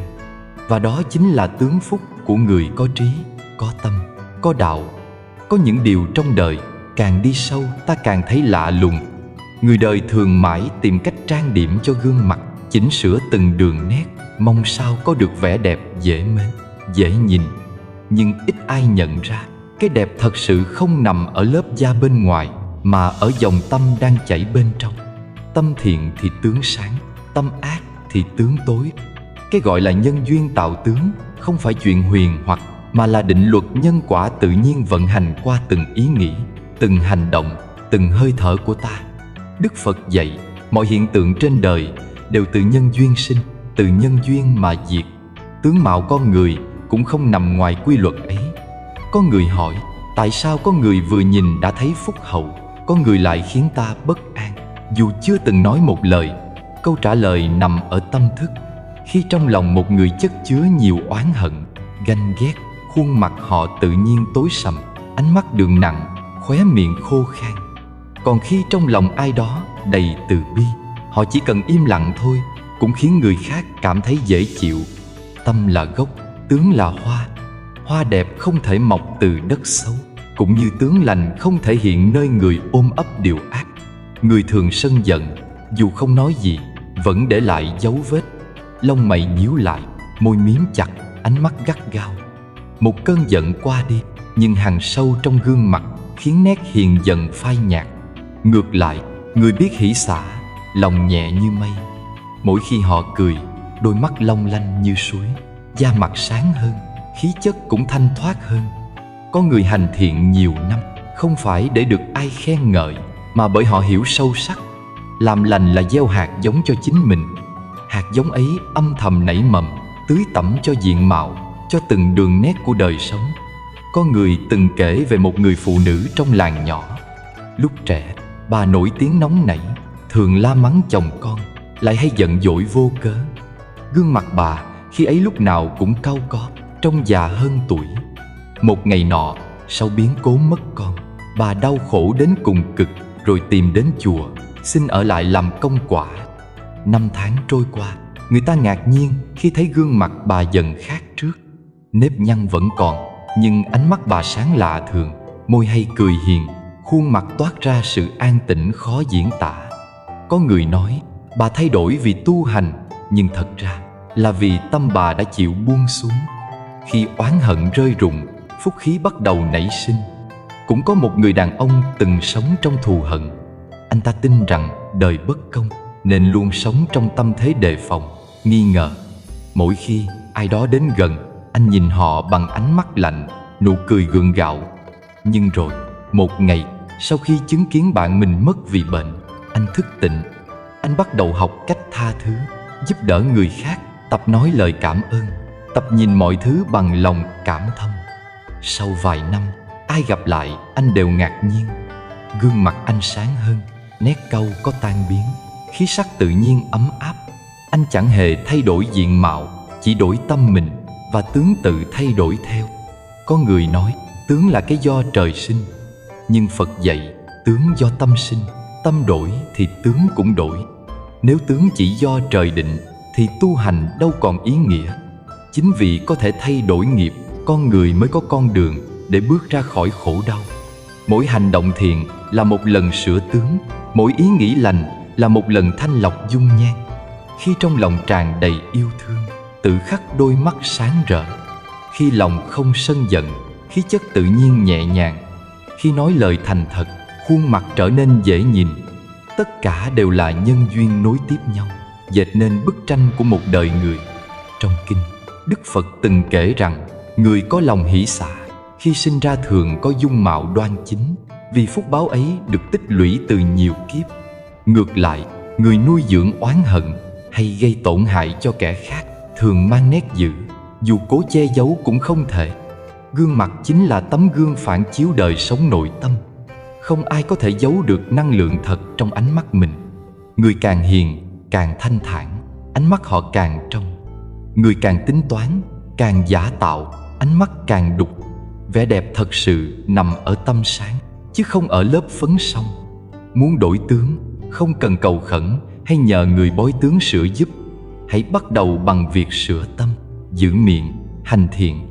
Khi gặp chuyện trái ý, tập mỉm cười, đó là đang gieo nhân lành. Khi bị ai xúc phạm, tập im lặng, đó là đang vun bồi phúc tướng. Khi có thể tha thứ, lòng tự nhiên nhẹ hơn, gương mặt cũng sáng hơn. Người biết sống thiện, dẫu nghèo vật chất vẫn giàu ánh sáng nội tâm, ai gặp cũng cảm mến. Phúc khí không đến từ việc cúng nhiều hay cầu nhiều, mà đến từ hành nhiều điều thiện. Một lời nói ấm áp, một cái nhìn bao dung, một việc nhỏ giúp người, tất cả đều là hạt giống của tướng lành. Có người tu chục năm mà không đổi được khuôn mặt, bởi họ chỉ lo tụng niệm ngoài môi, tâm vẫn chất chứa hơn thua. Có người chỉ cần vài tháng sống chân thành, lại đổi được khí sắc, vì họ thật lòng muốn sửa mình. Tướng không bao giờ lừa dối được nhân quả. Trong cuộc đời, có những người dung nhan bình thường, nhưng càng nhìn càng thấy đẹp. Đó là cái đẹp của tâm thiện, của lòng hiền. Có người lúc trẻ xinh đẹp, nhưng càng sống càng nhợt nhạt, vì tâm tham sân si ăn mòn phúc tướng. Cho nên, tướng là ảnh của tâm. Tâm tốt thì tướng đẹp, tâm ác thì tướng xấu. Đừng tìm cách che giấu bằng son phấn hay lời nói khéo léo. Cái đẹp ấy mong manh lắm, chỉ có tâm sáng mới giữ được lâu. Khi ta hiểu được nhân duyên tạo tướng, ta sẽ sống chậm lại, nói ít hơn, nghĩ hiền hơn. Mỗi sáng soi gương, thay vì lo tóc rối hay da sâu, hãy tự hỏi hôm nay ta đã hiền chưa? Ta đã đủ bao dung chưa? Ta có còn oán ai không? Nếu tâm an, gương mặt tự sẽ an. Nếu tâm sáng, phúc khí tự khắc lan tỏa. Đó là phép tu nhẹ nhàng mà sâu xa nhất. Và rồi, qua năm tháng, người biết tu tâm thiện sẽ nhận ra một điều vi diệu. Họ không cần cố gắng để trở nên đẹp, vì chính lòng nhân hậu đã khiến họ trở nên sáng rực giữa đời. Mỗi ánh mắt hiền, mỗi nụ cười bao dung đều là hoa phúc nở trên dung nhan ấy. Kết lại, tướng không nằm ở dáng hình, mà ở nhân duyên ta gieo. Hãy gieo nhân thiện, tâm thiện, lời thiện, việc thiện. Hãy để mỗi ngày trôi qua là một ngày gương mặt ta tươi hơn, lòng ta sáng hơn. Khi ấy, ta không cần ai khen đẹp, bởi ánh sáng của phúc đức sẽ tự soi rọi, khiến người khác chỉ muốn đến gần. Người có tướng lành không phải vì trời ưu đãi, mà vì họ đã gieo đủ những hạt nhân của yêu thương, bao dung và trí tuệ. Đó mới là vẻ đẹp thật, vẻ đẹp mà thời gian không thể lấy đi. Trong đời sống, ai cũng muốn may mắn, ai cũng muốn hạnh phúc, ai cũng mong có phúc khí. Nhưng ít người hiểu rằng phúc không chỉ đến mà còn cần giữ, và giữ phúc không hề đơn giản. Phúc đến như cơn mưa mùa hạ, nhanh và bất ngờ, nhưng để giữ được lâu dài, cần một nền tảng bền vững. Nền tảng đó chính là tâm khiêm cung và biết ơn. Người có thể cúi đầu trước cuộc đời, biết trân trọng những gì mình đang có, là người giữ được phúc lâu dài. Ngược lại, kẻ kiêu ngạo, xem thường người khác, dù sở hữu nhiều của cải hay quyền lực, phúc cũng khó bền. Phật dạy, tâm biết ơn là mảnh đất màu mỡ của hạnh phúc. Khi ta biết ơn, ta nhìn thấy giá trị trong từng sự vật, từng con người quanh mình. Một lời cảm ơn, một ánh mắt trân trọng, một nụ cười chân thành, tất cả đều gieo hạt giống phúc vào lòng. Người biết ơn không sống bằng tham vọng hay so đo, mà bằng sự trân trọng và biết đủ. Chính sự khiêm nhường này tạo nên một năng lượng tích cực lan tỏa, khiến phúc khí tự nhiên bền vững, không bị dao động bởi thời gian hay hoàn cảnh. Giữ phúc không phải là giữ của cải, giữ quyền lực hay giữ địa vị. Của cải có thể mất, quyền lực có thể rơi, địa vị có thể tan biến, nhưng tâm biết ơn thì vẫn còn nguyên giá trị. Người có phúc không vì giàu mà đẹp, không vì quyền mà quý, mà vì họ giữ được tâm tĩnh, giữ được lòng khiêm cung và biết ơn những gì đang có. Một tấm lòng khiêm nhường như đất lành, nuôi dưỡng hạt giống phúc, cho ra đời năng lượng hiền hòa, khiến gương mặt sáng, ánh mắt dịu dàng, cử chỉ hòa nhã. Có người kể rằng, một vị trưởng lão trong làng nhỏ, suốt đời sống bình dị, ít nói, luôn biết kính trọng người khác. Dù gặp cảnh trái ý, ông cũng không giận hờn, mà chỉ cúi đầu và mỉm cười. Người xung quanh nhận thấy, dù ông không giàu sang, nhưng lúc nào cũng được mọi người kính nể và thương mến. Khi hỏi bí quyết, ông chỉ nói rằng bí quyết duy nhất là sống biết ơn và không kiêu ngạo. Mỗi ngày, ông biết ơn mặt trời chiếu sáng, biết ơn bát cơm trong tay, biết ơn những người giúp đỡ mình. Sự khiêm cung ấy như tấm gương soi rọi và giữ gìn phúc khí mà ông tích lũy từ nhiều năm. Trong đời sống hiện đại, người ta thường nghĩ rằng phúc khí là kết quả của thành công, của quyền lực, của tiền bạc. Nhưng thực ra, phúc đến và đi không dựa vào những thứ đó. Phúc là năng lượng từ tâm, từ cách sống, từ lòng biết ơn và thái độ khiêm nhường.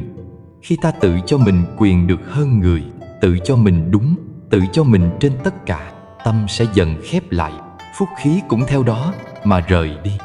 Ngược lại, khi ta biết cúi đầu, biết tôn trọng người khác, biết trân trọng từng hạt cơm, từng lời chào, từng nụ cười, phúc tự tìm đến và ở lại lâu dài. Phật dạy rằng phúc là vô hình, nhưng tác động của nó thì hiện rõ trên gương mặt, thần thái, cử chỉ. Người giữ phúc bằng tiền của hay quyền lực chỉ được phúc giả tạo, dễ bị mất khi hoàn cảnh thay đổi. Người giữ phúc bằng tâm khiêm cung và biết ơn, dù trải qua giông bão, vẫn tỏa sáng. Khuôn mặt họ hiền hòa, ánh mắt sáng, cử chỉ nhẹ nhàng. Đó là tướng của người có phúc thật sự. Tướng không đến từ hình thể, mà từ tâm hồn. Có một câu chuyện kể rằng một cô gái trẻ trong làng lớn lên trong giàu sang nhưng kiêu căng. Cô xem thường mọi người, không biết trân trọng những gì mình có. Dù xinh đẹp nhưng gương mặt luôn cau có, ánh mắt lạnh lùng, không ai muốn gần. Sau một biến cố, gia sản mất hết, cô phải sống bình dị.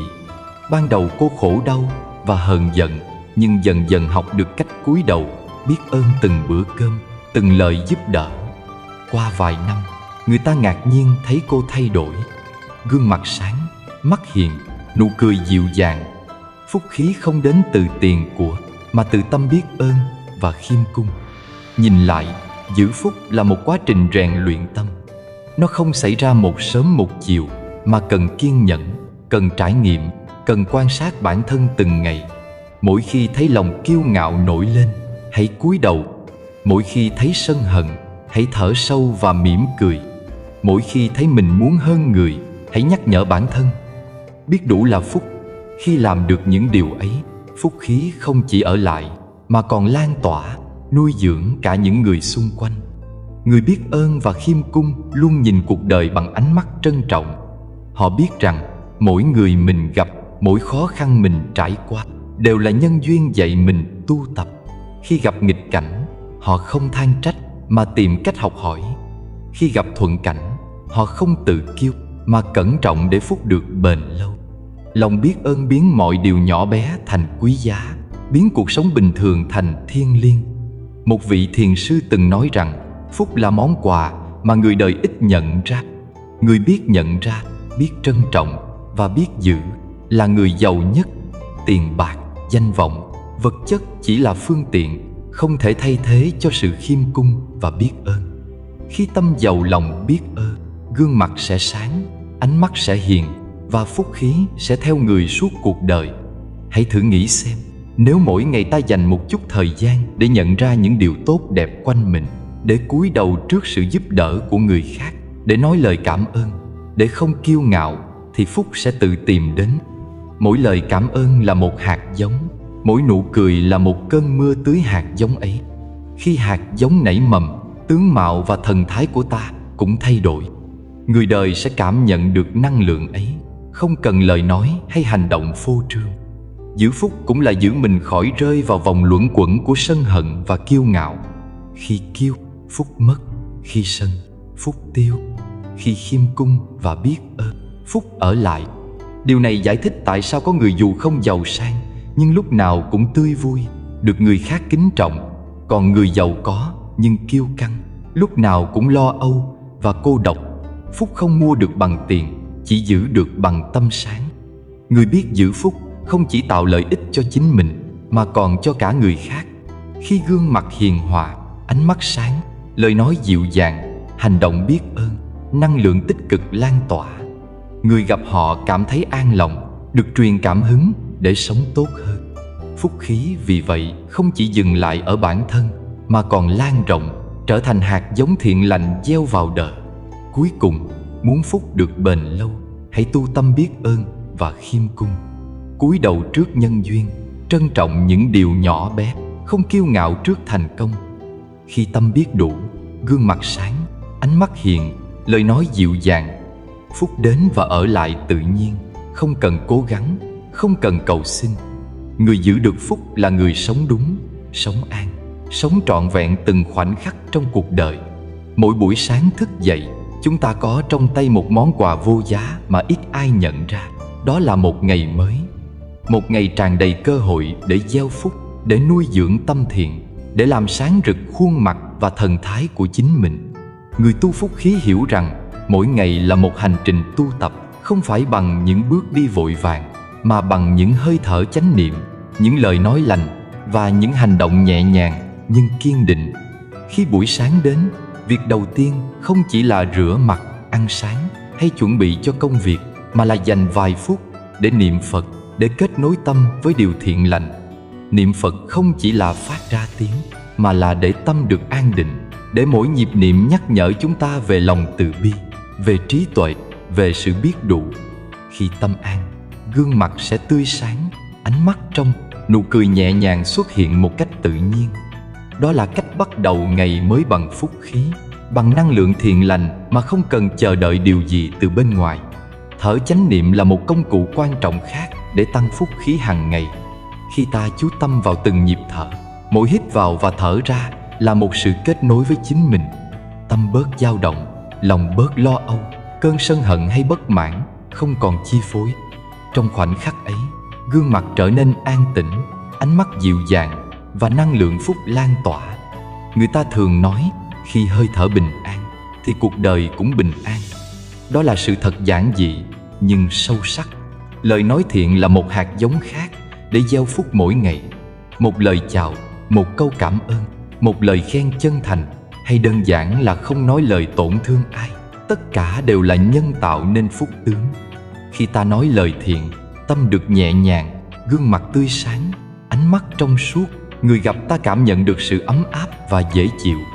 Ngược lại, lời nói cay nghiệt, than vãn, oán trách sẽ làm tâm rối, gương mặt u ám, phúc khí dần hao mòn. Do đó, mỗi lời nói là một cơ hội để tu phúc hàng ngày, để gương mặt và thần thái luôn hiền hòa và tỏa sáng. Khi cơn giận nổi lên, nhiều người dễ bị cuốn theo, để tâm bị dẫn dắt bởi sân hận, rồi làm tổn hại cho bản thân và người khác. Nhưng người tu phúc biết quay về với hơi thở. Một hơi thở chậm, một nhịp thở sâu là sự trở về với chính mình, giữ tâm an lành giữa bão giông. Trong giây phút ấy, người ta nhận ra rằng sân hận chỉ là nhất thời, còn phúc khí tích lũy bao lâu không nên mất đi vì một cơn nóng nảy. Việc này tưởng đơn giản, nhưng thực hành liên tục sẽ dần thay đổi gương mặt, ánh mắt và cả cách chúng ta tương tác với đời. Một ngày bình an là một ngày phúc lớn. Khi buổi sáng bắt đầu bằng tâm thiện, từng lời nói, từng hành động được kiểm soát bằng sự tỉnh thức, ta sẽ trải qua ngày với năng lượng tích cực. Khi gặp nghịch cảnh, ta không vội nổi nóng, không oán giận, mà nhìn thấu nhân duyên, thở chậm, mỉm cười. Mỗi lần như vậy là một lần gieo hạt phúc, là một lần nuôi dưỡng tướng lành. Khi ngày kết thúc, gương mặt không mang dấu vết của sân hận hay phiền muộn, mà sáng rỡ với dấu ấn của bình an. Trong thực tế, người hành trì niệm Phật, thở chánh niệm, nói lời thiện còn phát hiện ra một điều kỳ diệu khác. Mỗi khi tâm bình an, người khác cũng cảm thấy dễ chịu khi ở gần. Ánh mắt hiền, nụ cười dịu dàng, cử chỉ nhẹ nhàng là một năng lượng lan tỏa, khiến người xung quanh cũng tỉnh lại, cũng an lạc. Phúc không chỉ đến với chính mình, mà còn lan tỏa ra môi trường sống. Đó là sức mạnh của việc tu hàng ngày, sức mạnh của sự tỉnh thức trong từng khoảnh khắc. Thực hành này không cần nhiều thời gian, không cần hình thức cầu kỳ. Một buổi sáng niệm Phật vài phút, một vài nhịp thở chánh niệm, vài lời nói thiện trong giao tiếp hàng ngày đã là hành trang quý báu để tăng phúc. Người càng lặp lại việc tu này mỗi ngày, phúc khí càng dày, tướng càng sáng, gương mặt càng hiền hòa. Dần dần, nó trở thành thói quen, thành lối sống, không cần cố gắng, nhưng phúc tướng vẫn tự sinh. Có một câu chuyện kể về một người đàn ông làm việc bận rộn trong thành phố. Anh luôn lo lắng công việc, nóng nảy với đồng nghiệp và gương mặt lúc nào cũng căng thẳng. Một lần, được một vị thầy khuyên niệm Phật vào buổi sáng, chú ý hơi thở, và nói lời thiện khi giao tiếp. Anh thử thực hành. Ban đầu thấy khó, tâm vẫn hay dao động, nhưng sau vài tháng, anh nhận ra mình thay đổi. Mắt sáng hơn, gương mặt dịu dàng hơn. Anh không còn mệt mỏi vì lo lắng và giận dữ. Đồng nghiệp cũng nhận xét anh trở nên hiền hòa, dễ gần. Phúc không đến từ công việc hay tiền bạc, mà từ việc tu tập hàng ngày với tâm thiện, hơi thở chánh niệm và lời nói đúng mực. Trong đời sống, mỗi người đều có cơ hội để tu phúc hàng ngày. Không cần làm những việc lớn lao, mà chính những hành động nhỏ, sự chú ý đến hơi thở, một lời chào, một nụ cười, một lời cảm ơn đã đủ để nuôi dưỡng phúc khí. Khi thực hành kiên nhẫn, dần dần phúc tích lũy, tướng đổi theo, gương mặt sáng, thần thái an nhiên. Một điều quan trọng là kiên nhẫn. Phúc khí hàng ngày không xuất hiện ngay lập tức, và tướng cũng không thay đổi trong một ngày. Nhưng khi kiên trì tu tập, mỗi ngày một chút, tâm an lành sẽ trở thành thói quen. Gương mặt sáng lên một cách tự nhiên, ánh mắt hiền hòa, và phúc khí sẽ theo sát đời sống. Người tu như vậy, dù gặp nghịch cảnh, vẫn giữ được sự bình tĩnh và hiền hòa trong gương mặt, vì họ đã nuôi dưỡng phúc từ bên trong mỗi ngày.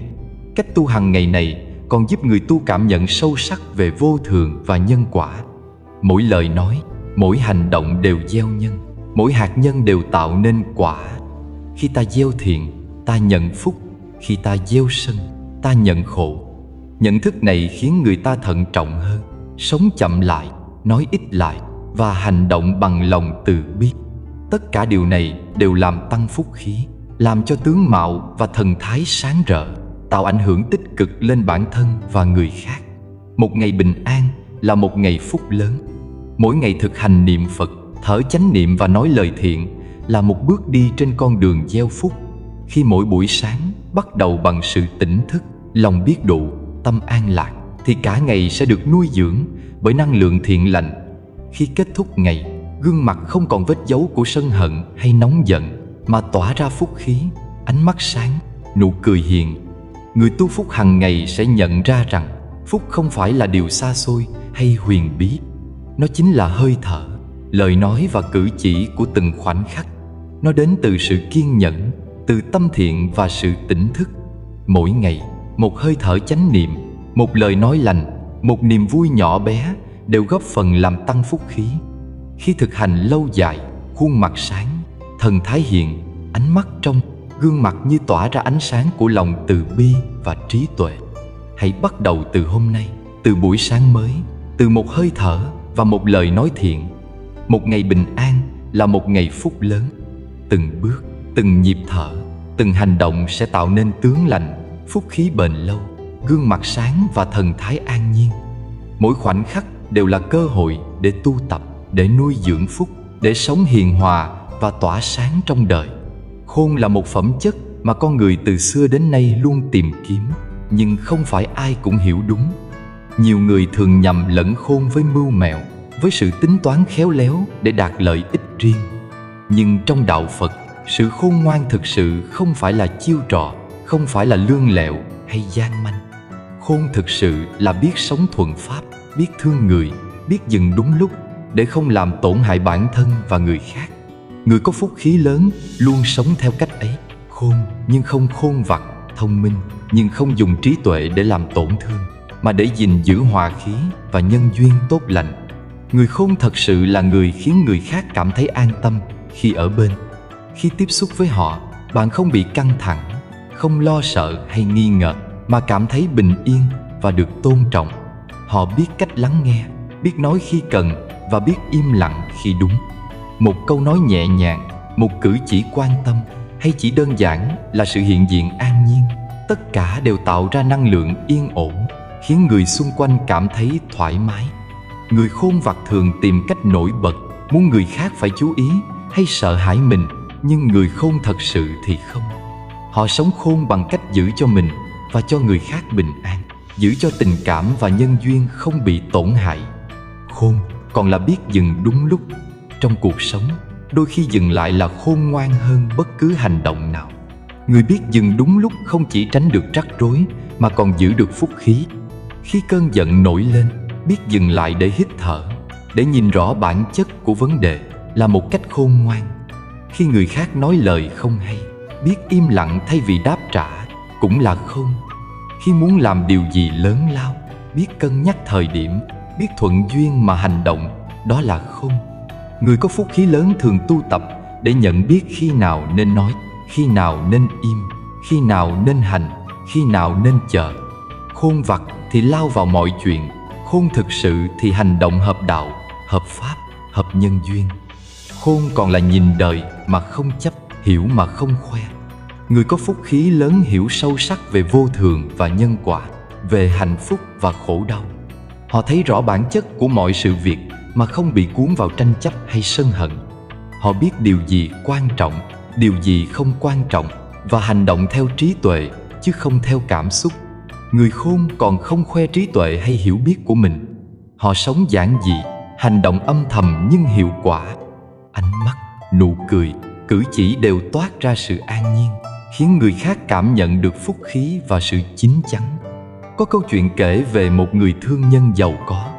Anh ta biết rất nhiều mẹo làm giàu, có thể nắm bắt cơ hội kinh doanh, điều khiển người khác bằng lời nói và hành động khéo léo.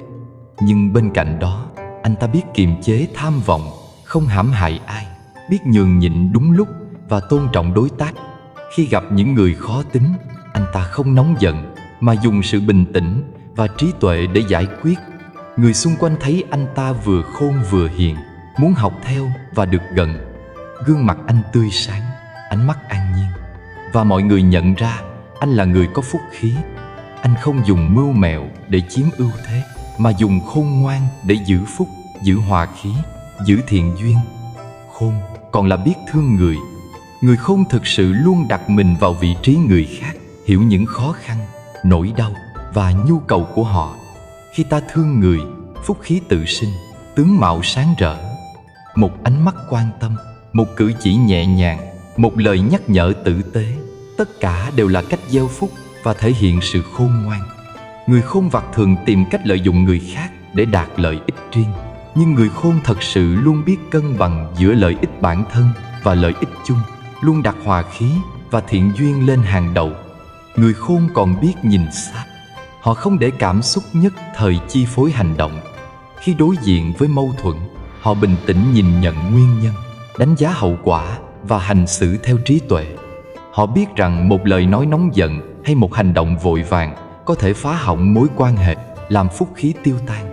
Ngược lại, một hành động chậm mà chính xác, một lời nói dịu dàng đúng lúc là cách bảo vệ phúc, giữ cho mọi người xung quanh an nhiên và giữ cho chính mình tấm lòng thanh thản. Khôn còn là biết lắng nghe. Người có phúc khí lớn hiếm khi nói nhiều, nhưng luôn lắng nghe sâu sắc. Họ quan sát ánh mắt, cử chỉ và cảm nhận tâm lý của người khác. Họ hiểu rằng đôi khi chỉ cần lắng nghe là giúp người khác thanh thản. Họ không tìm cách chứng minh mình đúng, không tranh luận để thắng, mà im lặng để hòa nhịp, để người khác cảm thấy được thấu hiểu. Khôn vặt là muốn luôn thắng, luôn nổi bật, nhưng khôn thực sự là biết dừng lại, biết lắng nghe và biết hành xử sao cho mọi người đều an. Người có phúc khí lớn sống khôn còn là sống tỉnh. Họ tỉnh thức trước những lời nói, hành động và cảm xúc của mình. Họ không bị cuốn theo sân hận, ghen tị hay tham vọng. Họ hiểu bản chất vô thường của đời sống, nên không bám víu vào tiền tài, danh vọng hay địa vị. Tâm họ tự do, gương mặt tự tại, ánh mắt sáng rỡ. Người gặp họ không cảm thấy áp lực hay dè chừng, mà thấy bình an và muốn gần. Đó là khôn ngoan thực sự, khôn mà không khôn vặt. Người khôn cũng biết tôn trọng nhân duyên. Họ hiểu rằng mỗi người mình gặp, mỗi hoàn cảnh mình trải qua đều là duyên. Khi thuận duyên, họ hành động. Khi nghịch duyên, họ nhẫn nại và chờ cơ hội. Người khôn không cưỡng cầu, không ép buộc, nhưng vẫn đạt được lợi ích mà không làm tổn hại ai. Như vậy, họ vừa giữ được phúc vừa sống khôn ngoan. Khôn vặt thì ép buộc, mưu mô, nhưng khôn thật sự là thuận duyên, hòa hợp, biết dừng đúng lúc, biết thương người, biết giữ tâm an. Cuối cùng, sống khôn là sống tỉnh, nhìn rõ mà không chấp, hiểu sâu mà không khoe. Người có phúc khí lớn không cần phô trương, không cần chứng tỏ, mà vẫn tỏa sáng bằng năng lượng thiện lành và trí tuệ. Họ biết đâu là điều quan trọng, đâu là phù phiếm, biết khi nào nên nói, khi nào nên im, biết khi nào hành động, khi nào nhẫn nhịn. Mỗi ánh mắt hiền, mỗi nụ cười dịu dàng, mỗi lời nói ấm áp đều là dấu ấn của người khôn và phúc khí. Sống khôn mà không khôn vặt là một nghệ thuật sống. Nghệ thuật ấy kết hợp trí tuệ, từ bi, sự tỉnh thức, lòng khiêm cung, biết ơn và sự biết dừng đúng lúc. Người sống theo cách này, dù trải qua bao biến động, vẫn giữ được bình an trong lòng, phúc khí trên gương mặt và tướng mạo hiền hòa. Họ khiến người khác thấy an, thấy tin cậy và tự nguyện gần gũi. Khôn vặt chỉ mang lại lợi ích tạm thời, nhưng không thực sự làm tăng phúc, tướng sáng và năng lượng thiện lành lan tỏa trong đời. Người có phúc khí lớn không phải là người có nhiều tiền của, quyền lực hay danh vọng. Họ là người sống không, biết thương người, biết dừng đúng lúc, biết lắng nghe, biết giữ bình an và phúc khí. Mỗi hành động của họ đều thấm nhuần trí tuệ và lòng từ bi. Ánh mắt họ sáng, nụ cười hiền, gương mặt hiền hòa, khiến người gặp cảm thấy dễ chịu, an nhiên và tin tưởng. Đó mới là khôn ngoan thực sự, khôn mà không khôn vặt, và cũng là cách sống để phúc khí luôn hiện hữu trong đời. Kết lại, sống khôn là sống tỉnh, nhìn rõ mà không chấp, hiểu sâu mà không khoe. Khôn không phải để thắng người khác, mà là để sống đúng, sống hiền, sống tỉnh thức. Người có phúc khí lớn kết hợp khôn ngoan với từ bi, trí tuệ với khiêm cung, năng lượng thiện lành với sự biết dừng. Khi ấy, họ không chỉ giữ được phúc cho bản thân, mà còn lan tỏa phúc đến mọi người xung quanh, khiến đời sống trở nên hiền hòa, an nhiên và đẹp đẽ. Sống khôn mà không khôn vặt là con đường để gương mặt sáng rỡ, thần thái hiền hòa và phúc khí trường tồn. Khi nhìn lại toàn bộ những điều chúng ta đã cùng nhau chia sẻ, chúng ta nhận ra một chân lý giản dị nhưng vô cùng sâu sắc. Phúc không nằm ở bên ngoài, không đến từ giàu sang, quyền lực hay sắc đẹp. Phúc thật sự bắt nguồn từ nội tâm thiện lành, từ cách chúng ta gieo nhân lành, từ cách chúng ta sống với lòng từ bi, nhẫn nhục và trí tuệ. Khi tâm sáng, gương mặt tự tỏa sáng, khí chất tự hiển hiện. Khi lòng hiền, ánh mắt, nụ cười, cử chỉ cũng trở nên hiền hòa. Tất cả những điều ấy là minh chứng rằng phúc đến từ bên trong, không cần cầu xin, không cần tranh giành, mà đến từ cách ta sống từng khoảnh khắc trong đời. Hãy tự nhắc nhở bản thân mỗi ngày. Khi soi gương, đừng chỉ để chỉnh lại mái tóc hay quần áo, mà hãy nhìn lại tâm mình. Nếu hôm nay thấy gương mặt buồn, đừng vội trách người khác hay hoàn cảnh, mà hãy biết rằng tâm mình đang chưa yên. Nếu gương mặt an tĩnh, nụ cười nhẹ nhàng, ánh mắt trong, hãy nhận ra rằng tâm mình đang hòa hợp và bình an. Việc soi gương mỗi ngày trở thành một phép tu nhỏ, giúp chúng ta quan sát bản thân, điều chỉnh hành vi, nuôi dưỡng phúc khí và giữ cho tâm luôn sáng. Mỗi công đức nghe pháp hôm nay đều quý giá. Chúng ta không chỉ tích lũy phúc cho riêng mình, mà còn có thể hồi hướng công đức ấy đến tất cả chúng sinh khắp mười phương. Nguyện cho ai cũng được phúc, được trí, được an vui trong đời. Mỗi lời dạy, mỗi hình ảnh, mỗi ý niệm thiện là hạt giống gieo vào lòng người, và khi được hồi hướng rộng khắp, phúc sẽ lan tỏa, đem lại bình an cho mọi nơi, mọi chúng sinh.